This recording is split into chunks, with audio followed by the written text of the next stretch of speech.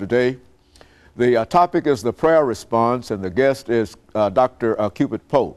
Dr. Poe, let's pick up where we left off last time and have you to perhaps address some of the issues that you'd like to talk about. Yes. Dr. Haney, there's a real problem in our community today, in our communities and throughout the nation, I think, especially among our young people, I'd say teenagers especially, but also even adults. But the problem is that many of them have not recognized just how important prayer is.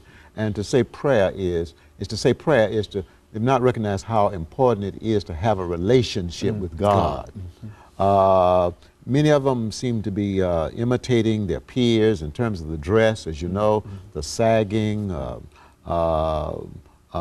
imitating their peers in terms of the use of profanity. There's a real serious lack of respect that's prevalent among many people today, our youth and even many adults.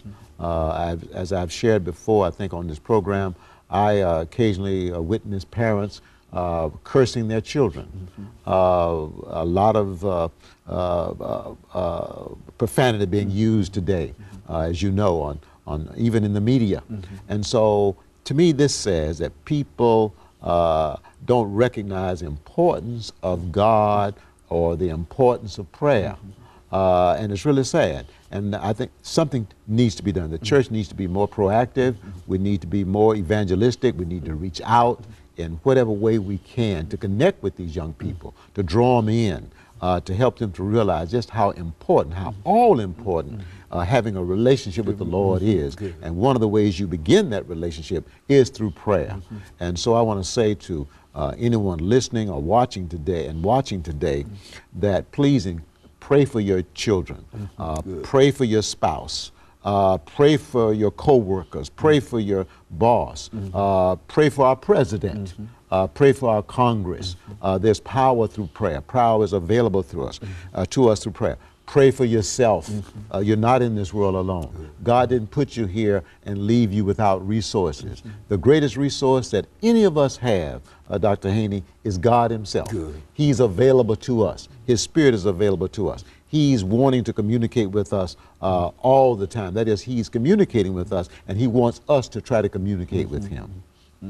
That's, I think that touches a lot of folks, Dr. Poe. That really does, because a lot of folks do find themselves in those situations, and I think that you get caught up, I think, in a lot of negative things in reference to life and in reference to lifestyles and et cetera, and then somehow you simply forget that there is a God, and you start living a lifestyle that seems to conform to this idea that God does not exist, and then you find yourself in real trouble, and then you don't have any kind of way out to perhaps help and save yourself. You see? That's true. And I think, as you've indicated, many experiences that we've had in terms of knowing people and et cetera, people taking their own lives and et cetera. And I think that you've said time and time again that when people become involved in a lot of things that generally lead to suicide and et cetera, that has something to do with what you call self-centered personalities, and those are individuals who really don't pray. You see, and I think that's very, very important. Yes. When persons are not trying to live their lives pleasing to God, Dr. Haney,